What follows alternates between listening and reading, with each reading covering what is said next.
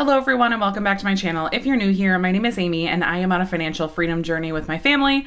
I share all about that and more on my channel, including our monthly budget and our monthly budget recap. So this is our actual spending. So if you guys want to go back and watch my October budget where we projected our numbers for October, then I will link that down below. But this is what we actually spent in the month of October. So I'm sure you guys know, obviously a budget is a plan for your money, but sometimes you don't follow that plan exactly. And obviously when you have real spending and real families and multiple people in your family, budgets are sometimes just a goal, right? Okay, that's definitely the case this month. We went a little over budget, okay? In most categories. So let's go ahead and see how we did in October. So I did break out the budget into different categories. So obviously we have our income sources here. We have fixed expenses, variable expenses, sinking funds, and our current financial goal that we're working on. So that's kind of how I like to break out my budget. You'll see here that spending is considered a fixed category for me. That is because I put a fixed amount, so $200 into my husband and I's, well, it's $100 each, so $200 total. But I put that money into our personal checking accounts, so the amount is actually fixed. Our spending is not fixed, but I don't track our spending, so hopefully that makes sense. That's just kind of how I view it because it is always $200. I don't ever break it out individually. So hopefully that makes sense. So let's go ahead and get started with our income for the month. So we had budgeted $7,200 of income for the month. My husband and I are both salaried, so we did not have any extra income from our regular jobs this month. So we just had the $7,200, and we never budget for side hustle income, but we did have $277 in side hustle income this month.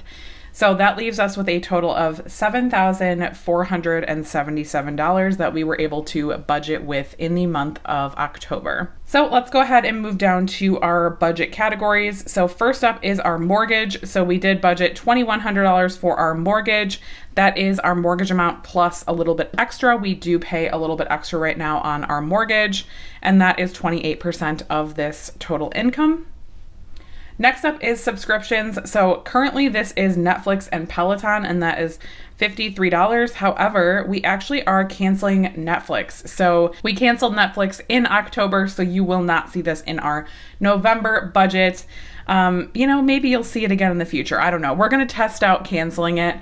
We really don't watch a ton of stuff on Netflix. We did watch Love is Blind, but that's over now.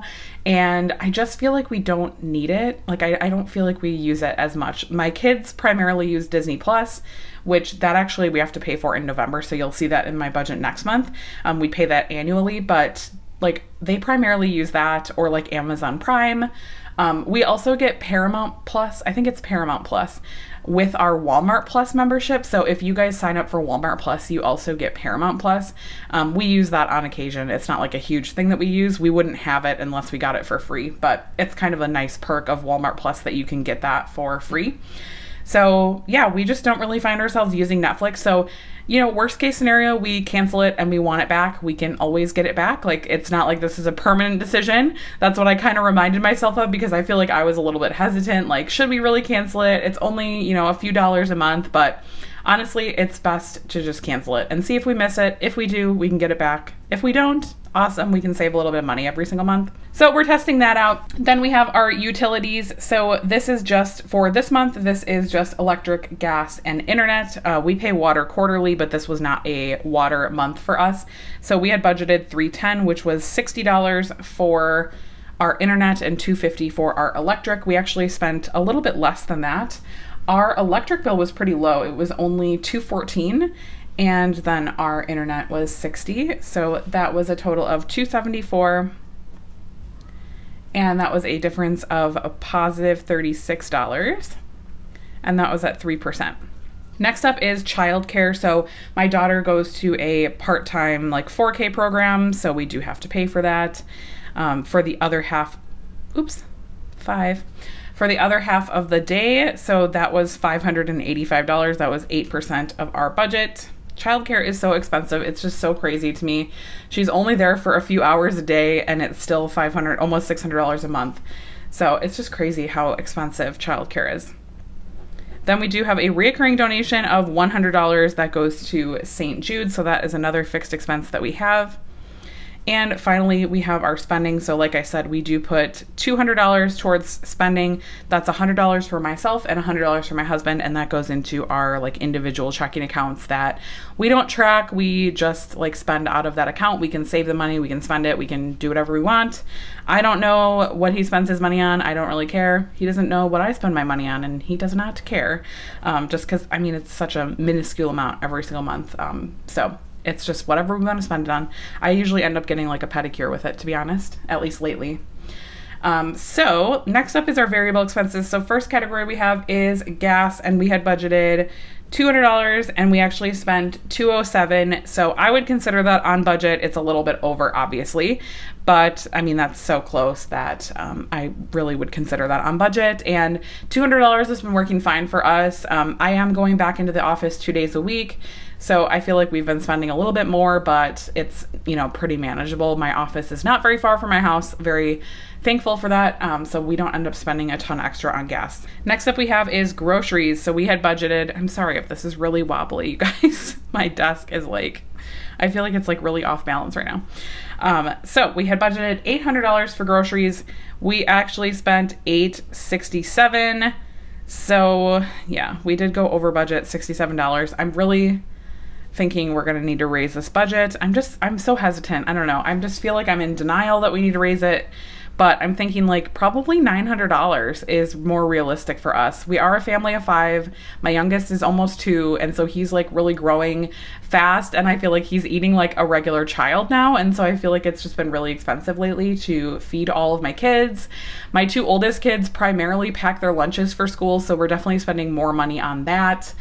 And yeah, it's expensive. So I don't know. I'm going to kind of ride out the rest of the year probably on the 800 and see how it goes. And then maybe we'll reevaluate in January. Next up is fun and kids. So this is our category for like anything kids related that we need to spend money on. So we did actually go over budget in this category too. You guys, I told you this was not a great budget. This was not a good budget month. We kind of were really spendy. I don't know what was going on, but I feel like the holiday season is just really difficult. So $157 in October. Now that did account for like some candy, some Halloween candy, and like some Halloween stuff. I don't really remember exactly what we bought out of this category in October, but it was definitely like Halloween kind of related. So that, you know, makes sense for the month that it was. And then miscellaneous, we also went a little bit over. So we had budgeted $200 and we spent $215. So you know, that one's not too bad, just $15. I would consider that, you know, pretty good. 3%. And dining out, we had budgeted $250 and we went $278. So again, $278. So again, $28 over. Probably went out to eat one extra time than we should have. But yeah, I'm hoping November will be a little bit slower. So October, we actually had the most amount of like our kids' sports. Like we had 3 sports running all at the same time. My daughter was doing tumbling and swimming, and my son was doing swimming and baseball. And we have dropped down to only doing my daughter doing swimming and my son doing baseball. So we've kind of dropped 2 sports off. So it's kind of nice to have a little bit of a lighter schedule. So I'm hoping that dining out will be a little bit easier in the month of November. Then we're getting down to sinking funds. So we had set out to put 50 in our car, 50 in our kids, and then 100 in the rest. I actually did make a slight adjustment to the vacation one this month, and I will explain that in a second. So we actually ended up putting $200 into vacation. So we are hoping to go on a vacation in like April of next year, and I was kind of looking at like our current savings for vacation and feeling like it was a little bit light for like what, you know, we're going to realistically need to spend as a family of 5 going on vacation. So I did just want to put a little bit extra towards it this month. So I did put another $100 than we had planned to put towards our vacation sinking fund. And also I am changing our plan for the rest of the year for the interest that we earn in our savings account. So All of our sinking funds are emergency fund. All of our savings are in one savings account that earns about 5% interest. And so my plan for the rest of the year is to put October, November, and December's interest into our vacation sinking fund. So if you guys have watched my net worth and goals video, for the last few months, we've been putting the amount that we earn in interest into our basement remodel fund, and I'm done doing that because we are now funding this goal. So we're actually focused on this goal every single month now. And so I'm actually going to be starting to put the interest that we earn into our vacation sinking fund. Now, this is what I normally do. So historically, we have always put the interest that we earn into our vacation sinking fund. It's just a way that we can build that fund a little bit quicker without having to dedicate a lot of money to it. So we did pause that. For a few months, we put the interest into our basement remodel fund, and now we're going back to the original plan of putting all of our interest into our vacation sinking fund. You know, the interest that we earn every single month is like, you know, $150, $200. So it's a decent amount of interest, and it just helps us to build up our vacation fund a little bit faster. So that's the plan for the rest of the year, but I did just want to put a little bit extra. When I was looking at our budget at the end of the month, I kind of figured out like, okay, we could put a little bit more towards our basement remodel fund, or we could put a little bit more towards our vacation. And at this point, we decided put it in the vacation. So that was the plan. So finally, we have our basement remodel fund. So for the month of October, we were able to put $1,825 into our basement remodel fund, which was about 25% of our budget, which is amazing. I always try to go like at least 20%. That's like the sweet spot for me. If we can put at least 20% of our net income towards our financial goals, I feel like that is a win, and I'm super happy with that. So 25% went to our basement remodel fund, and very happy with that. And I'm really excited to see how that goal will end up at the end of the year. So really quickly, just doing a recap down here of our budget. So our total income was $7,477. Total expenses was $7,361. So we actually had a positive difference of $116. And I did do this intentionally. The last few months, we've been kind of like chipping away at our buffer. And so this month I was like, okay, I really want to put, you know, just leave a chunk in our checking account, especially because we did not do great on our budget this month. We kind of overspent, and it made me a little nervous to not have like a larger buffer. So in the end, we could have put a little bit more towards our basement remodel fund, or we could have even put more towards our vacation sinking fund. But in the end, we decided let's just leave it in the buffer and, you know, just take that and leave that for the rest of the year and kind of just try to build the buffer back up a little bit, because I do like to have a few $100s in our buffer just to make sure that like if a bill comes out unexpectedly, or if we need to like fund something immediately, like we have the money in our checking account and it doesn't go like all the way to zero. When we initially started budgeting, when we initially started doing a zero-based budget, I truly budgeted our checking account to zero, and I did not like that feeling. I did not like taking our checking account all the way down to zero. That made me very nervous. So I do try to leave like a few $100s, like $400 or $500 into our buffer. And so occasionally we need a month where we kind of just refill that. So that was this month. So even though we went over budget, you know, even though we made some changes to our budget, we were still able to accomplish financial goals and, you know, do all the things that we want to do. So don't get discouraged if you're over budget or if things don't go to plan, because you can still make financial progress. Even if you're not perfect, even if you don't follow your budget to a T, as long as you're being mindful and not like way overspending, you're doing a great job. So that's all I have for you guys. Leave a comment down below and let me know how October went for you, and I will talk to you then.